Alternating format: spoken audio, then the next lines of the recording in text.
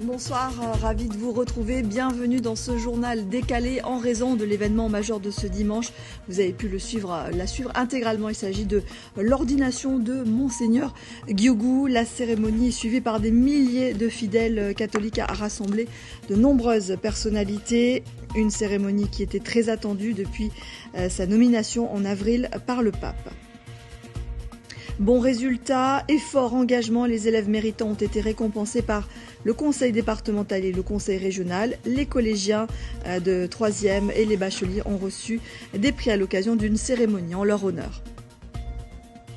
Dimanche culture et cette exposition à découvrir en ce moment à Saint-Louis de Marie-Galante. Le plasticien Patrick Baptiste dévoile son trajet patrimonial.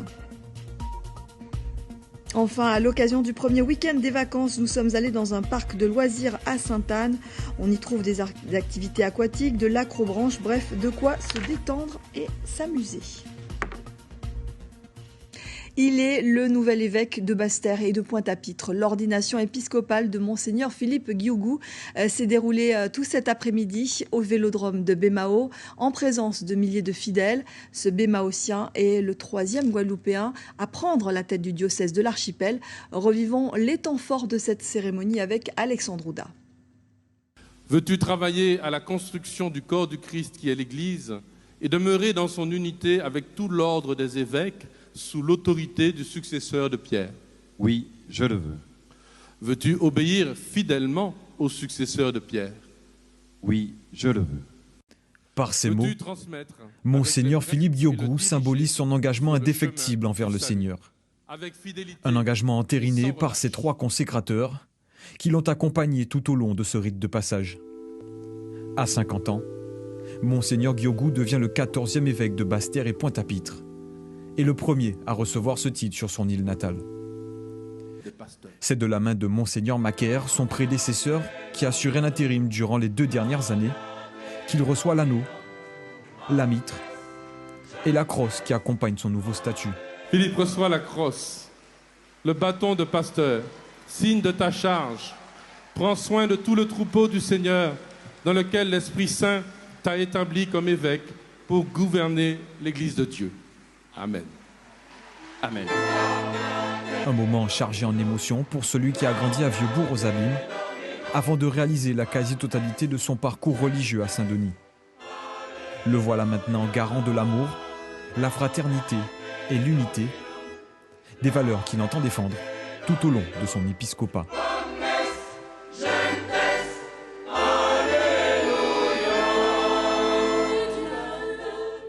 Monseigneur Gyougou est issu d'une fratrie de 8 enfants. Il a quitté la Guadeloupe à l'âge de 20 ans pour embrasser une carrière religieuse. Après avoir été vicaire général du diocèse de Saint-Denis, il revient donc sur sa terre natale et c'est évidemment une grande émotion pour sa famille que Michael Bastide et Ludovic Guédu ont rencontré en ce jour de consécration.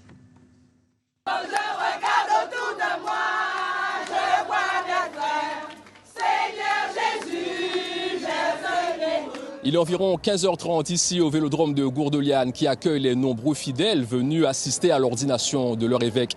Et dans la foule, la famille du prélat Philippe Gyougou, sa mère Marceline, sa sœur Héloïse, ses 5 frères, sa 2e sœur étant décédée en 2020. Ils vont nous faire part de leur état d'esprit en ce jour solennel. Il est heureux ton fils, on va faire en sorte qu'il soit heureux. Je vis dans la joie. Ah ben, pour mon fils, quand je vois, quand j'ai 90 ans, je ne me suis pas comprendre quand je serais arrivé jusque-là. J'ai donné un bon évêque pour la Guadeloupe. Ah oui, je suis contente.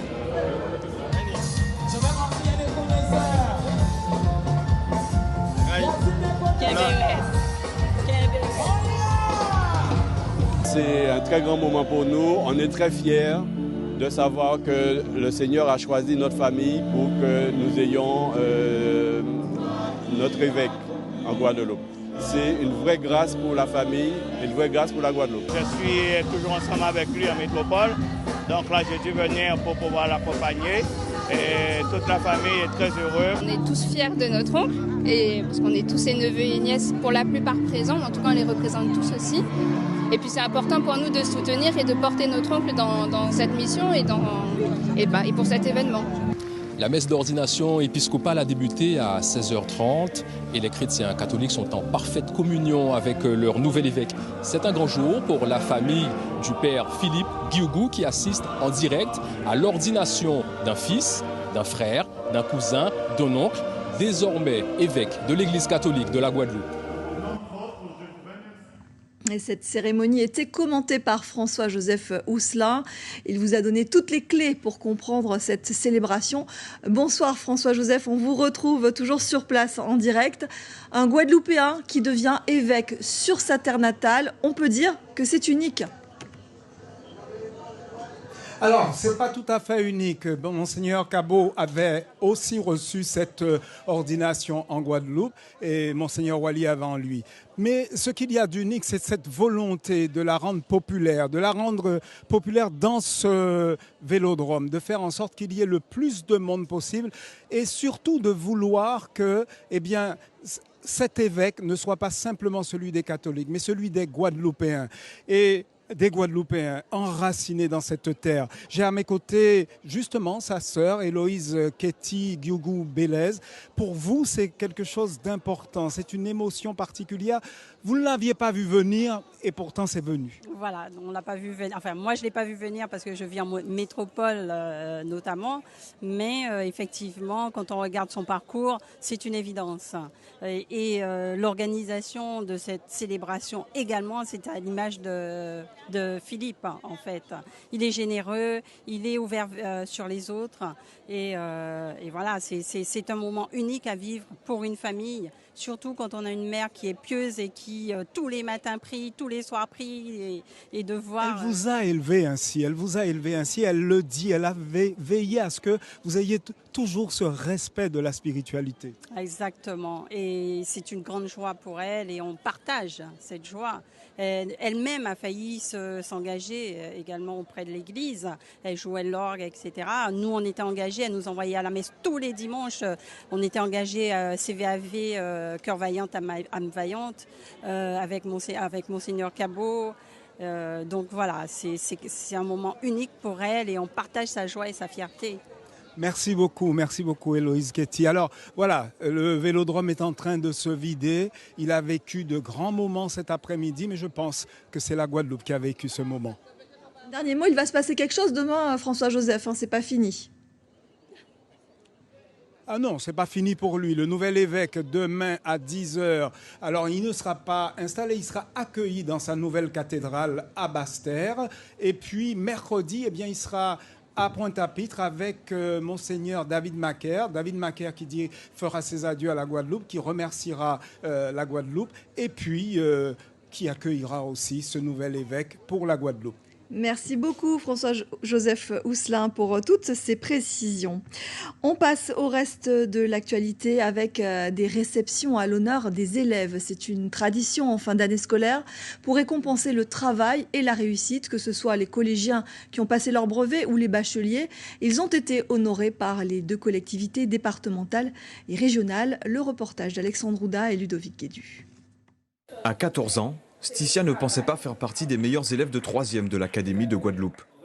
Venue avec ses parents à cette remise de prix, celle qui espère être interprète de conférences dans le futur entend bien poursuivre ses efforts pour atteindre ses objectifs. Franchement, je suis heureuse. Dès qu'on m'a appelé pour me dire que j'étais combien à la cérémonie, mes parents étaient fiers, moi aussi. Surtout quand on m'a dit que j'étais dans les meilleures moyennes, je me suis dit que mon travail a payé quand même. Donc surtout que peut-être que parfois ça a été compliqué. Mais franchement, je suis contente. Ça a toujours été mon objectif de faire de mon mieux quand même, de l'être les meilleurs. Franchement, ça m'a étonnée. Mais oui, il faut toujours avoir des objectifs. Ça, on peut avancer plus loin. Et tout comme elle, près de 130 collégiens ont été récompensés par le conseil départemental. Une distinction qui s'est faite sur plusieurs critères. Leur excellent résultat bien sûr, mais aussi leur civisme, leur engagement au sein de leur établissement ainsi que la régularité de leurs efforts malgré un contexte familial ou médico-social compliqué pour certains. Et après les collégiens, c'étaient les lycéens qui étaient mis à l'honneur par le conseil régional. Sous les yeux de nombreux parents, fiers et heureux de voir ces jeunes bacheliers distingués, une récompense appréciée après tant d'efforts. J'ai beaucoup de joie, je suis heureuse et c'est la première fois que cela m'arrive. Et je trouve que c'est important parce que c'est vrai qu'on a fait, on a accumulé beaucoup d'efforts et on le mérite aujourd'hui. Et en plus des nombreux cadeaux, certains ont pu repartir avec un chèque de 1 000 €, un petit coup de pouce pour ceux qui s'apprêtent à commencer leurs études supérieures. On félicite tous les élèves et on leur souhaite surtout de très bonnes vacances. On parle de santé et de coopération à présent. Le centre hospitalier universitaire a organisé cette semaine 3 journées de séminaires sur la médecine d'investigation et sur l'offre de soins. Une rencontre de professionnels destinée aux pays membres de l'Organisation des États de la Caraïbe orientale dans le cadre du programme Interreg. On revient ce soir sur cet événement avec Alex Robin et Ludovic Guédu. La signature intervenue cette semaine entre le CHU de la Guadeloupe et les pays de l'OECS entend renforcer la coopération entre les différents territoires voisins. Un accès aux soins pour le plus grand nombre de manière à sécuriser la prise en charge des patients issus des pays de la zone. La formation continue des professionnels et l'axe de développement de recherche sont également des clés de ce programme essentiels pour fonctionner aisément ensemble. C'est une réponse aux enjeux de santé publique et des enjeux de santé publique qui sont très proches d'un État à l'autre. On vit les mêmes problématiques, notamment en termes de diabète, d'hypertension, de sédentarité, et c'est important qu'on puisse être solidaire pour y faire face. Une médecine de solutions pour faire face aux enjeux des problématiques de santé publique auxquelles sont confrontés tous les pays, y compris ceux représentés en Guadeloupe durant toute cette semaine. This memorandum of understanding, it's really an initial first Ce protocole d'accord est le stade initial qui sera le préalable à un renforcement de la coopération entre l'OECS et le CHU de la Guadeloupe. Cela représente juste donc un stade initial.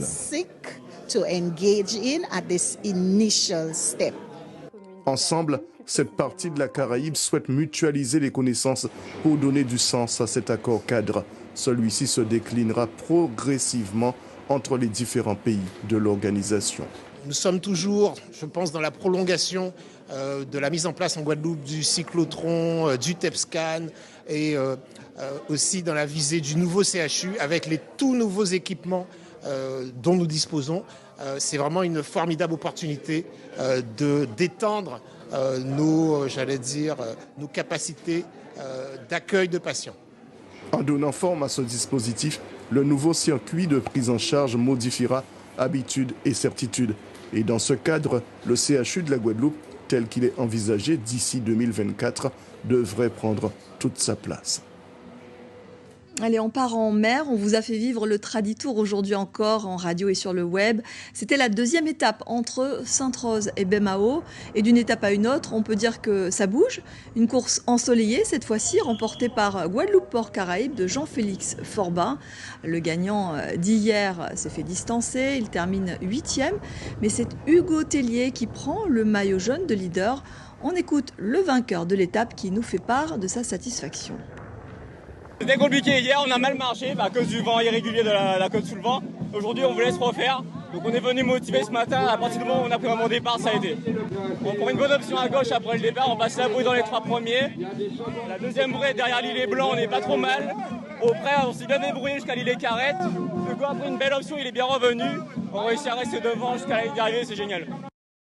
Et je vous invite bien sûr à suivre le magazine Carnet de bord juste après ce journal pour revivre cette 2e journée du Traditour.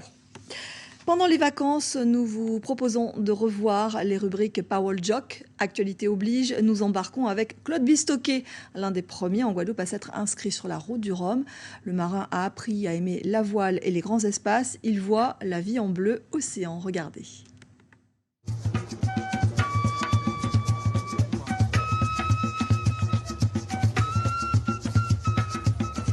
C'est énormément d'images. Une des premières d'ailleurs, c'est la rencontre avec Loïc Karadec. présenté par Jean Hitler, qui était un petit peu dans l'organisation. Et on est sorti et après la sortie, il m'a dit « T'es bon, tu sais, et tu pourras faire de la voile ». Et ça m'a mené tout naturellement à ces aventures que j'ai connues par la suite.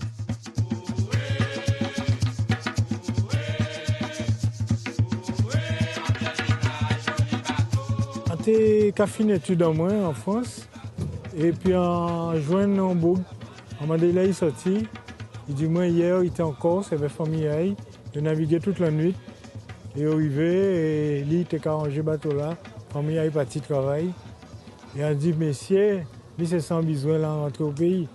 Pour aller Marie-Galante, pour aller les Saintes. D'autres fois, on était pêcher sur la côte sous le vent. Or, d'un seul coup, un bateau passait devant nous, sans un bruit. Et on regardait ces gens là, ils ont tenu l'air tellement heureux, tellement contents. On dit, messieurs, il faut en faire voile.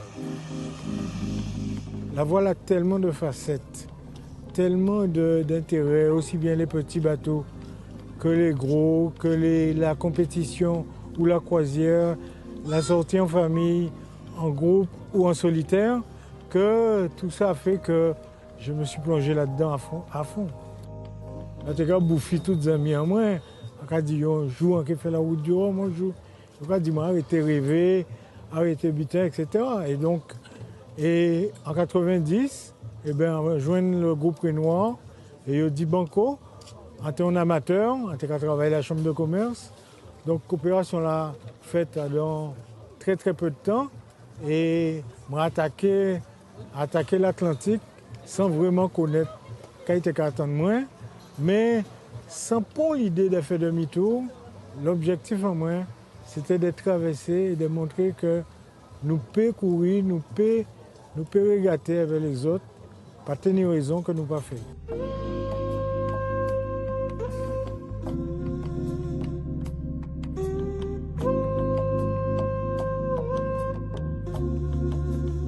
En panique, pas au regret de tout ça fait. En panique, on a estimé que jusqu'à présent, on a navigué, on a fait compétition et on a toujours parlé à mettre pied en main sur un bateau. C'est un long bateau en bien à terre aussi, mais là on a monté sur un bateau, c'est une autre vie qui a commencé. Un président d'un club de voile, qui est tout près de là, et depuis quelques temps, nous commençons la voile scolaire. Et là, un petit Guadeloupéen qui a découvert le bateau, qui a découvert le voilier, qui a découvert la mer.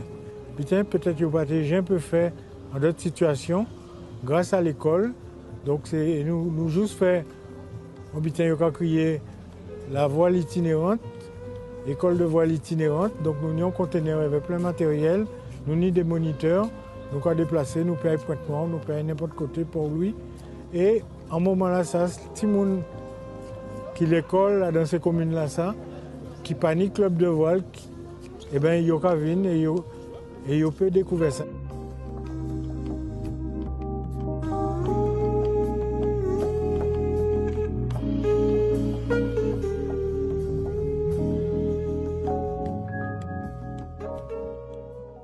Allez, on fait un saut en Martinique qui vibre au rythme du Tour cycliste, deuxième étape aujourd'hui. En 2 tronçons ce matin, le Marin Fort-de-France, 97 km de course, remporté par le Martiniquais Edwin Nubul du Vélo Club du François. Et puis cet après-midi, au contre-la-montre, victoire du Suisse Raphaël Olivier Clémencio. Et toujours en cyclisme, en Guadeloupe, eh bien, le tour réservé aux moins de 17 ans a été remporté par le Martiniquais Matteo Sivat. N'oubliez pas qu'en deuxième partie de soirée à 23h25, le magazine du Tour cycliste de la Martinique est à suivre sur notre antenne pour les aficionados. Je vous propose maintenant une escale artistique à Marie-Galante sur la route du littoral à Saint-Louis. Patrick Baptiste nous invite à découvrir son trajet patrimonial. C'est le nom de son exposition. Ce plasticien qui est aussi musicien livre dans ses tableaux sa vision de l'art. C'est une rencontre signée Lise Dolmar. Patrick est une sorte de navigateur. Un bateau avec des voiles qui nous dévoilent toutes les facettes de sa personnalité. Un musicien qui projette les notes de sa connaissance pour questionner tout ce qu'il est et que nous sommes. Je considère que l'art doit être un moyen de communication et un moyen aussi de défendre des idées. Des idées qui passent par une succession de regards tout aussi profonds les uns que les autres. De l'inquiétude à la force tranquille, en passant par l'état second ou encore l'effroi. Il faut évacuer certaines choses. On reste enfermé dans une sorte de conjecture, de choses qui nous emprisonnent. Côtoyer dans son jeune âge la peur ou l'angoisse, mais aussi la beauté, parfois le mystique, que dégagent certaines entités. Une musique picturale qui ne s'arrête pas là. Ça montre une jarre et c'est sur le mythe de ce qu'on appelle l'argent engagé. C'est sur ça. Donc ça fait qu'on parle d'histoire où on parle de ces œuvres-là. On parle de l'esclavage. On parle de tous les propriétaires d'habitation qui sont partis à l'époque de la Terreur, qu'on a envoyé Victor Hugues. Là, c'est sur l'histoire. Ce moulin s'intitule « Le regard de l'historien ». Ça parle de l'histoire. On a le casque de conquistador. Oui, j'ai vu. On a le boulet et on a quelques noms comme ça qui sont écrits. On a Delgrès, on a Ignace, il y a Solitude. Vous avez encore quelques jours pour venir découvrir, vous imprégner de l'univers de Patrick Baptiste. Des pages d'histoire où l'art pose son empreinte. Et on salue tous les Marie-Galantais qui nous regardent. C'est le premier week-end des vacances. Il y a les départs d'un côté et ceux qui restent ou qui viennent en Guadeloupe pour profiter de cette période de détente. Plage, rivière, il y a de quoi faire. Mais il existe de nombreuses activités de loisirs comme ce parc aquatique situé à Sainte-Anne où Paul-Henri Scoll et Bruno Pancieux-Villon se sont rendus pour prendre le pouls de ce début de vacances. Reportage. Comment organiser ces vacances exclusivement en Guadeloupe, mis à part les plages et les randonnées en pleine nature? Un professionnel de la filière a eu l'idée d'élargir le choix des produits en créant un parc d'attractions et de loisirs à la section Bel Air de Sainte-Anne. C'est l'anniversaire de notre petite. Ouais. C'est un peu les vacances aussi pour mon conjoint. Donc on est venu profiter pour découvrir ce parc qu'on ne connaissait pas encore. Mais c'est une découverte plutôt sympathique. Les filles, elles apprennent un petit peu encore des points de vue historiques, tout simplement. Voilà, ça change un peu des paysages. Aujourd'hui, j'ai dit, pourquoi pas profiter, je suis avec ma famille, je suis avec mon fils et tout. Donc j'ai dit, aujourd'hui, on va profiter. Pendant que lui, il fait des attractions, moi, je fais des attractions aussi. C'est la première fois que je viens ici, franchement, je recommande, oui. Depuis que c'est pour faire sortir les enfants qui vont autre chose, parce que l'année scolaire passe vite, ils ont quand même beaucoup de choses à gérer. C'est assez loin, donc il faut compter la route, vu que nous, on habite Saint-Claude. Donc ça fait un petit bout de chemin, donc dès qu'on peut, on fait. Objectif de ce projet, créer une nouvelle activité touristique pluridisciplinaire dédiée à toutes les générations dans un environnement boisé qui donne la sensation de sortir des clichés habituels et de changer d'air. On a essayé de diversifier au maximum. Donc que ce soit pour les petits ou pour les grands, comme certains clients le disaient, de 3 mois à 103 ans. Donc on s'est arrangé pour que tout le monde puisse trouver ce compte, que ce soit au niveau des activités, donc piscine, toboggan, même pour les tout petits, il y a la piscine à balles, il y a la pataugeoire. Pour les ados, les toboggans, il y a l'acrobranche pour tout le monde, il y a l'acrobranche pour les petits aussi. Même au niveau de la restauration, on a prévu pour tout le monde, pour ceux qui veulent s'installer et manger, on a le restaurant. Pour ceux qui veulent manger sous le pouce, on a le snack aussi. Selon les visiteurs rencontrés dans ce parc de loisirs, ce site propose un véritable dépaysement et de nombreux divertissements, notamment des aires de jeu, la découverte d'animaux exotiques et importés, et visiblement, tout le monde semble trouver son compte en ce début des vacances au pays. Et durant ces vacances, il y aura bien sûr des animations musicales, des festivals. À Basse-Terre, hier soir, un plateau a réuni une vingtaine d'artistes avec la présence de DJ également. Au programme du Bouillon, de la dancehall, une première édition qui lance les festivités. Regardez.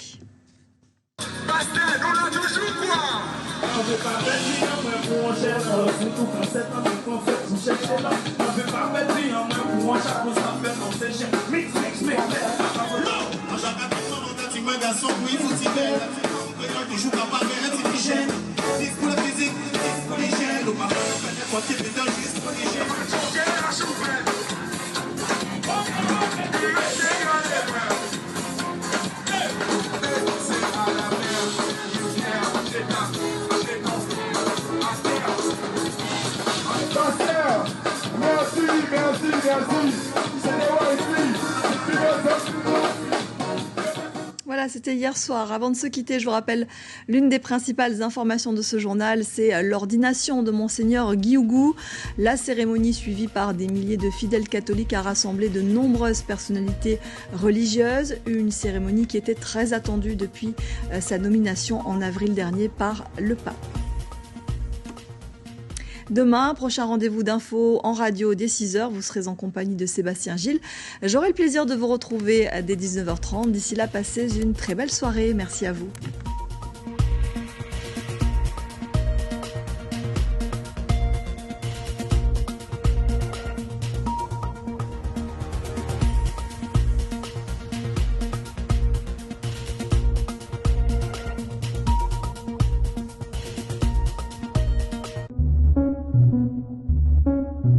L'info continue sur guadeloupe.lapremière.fr.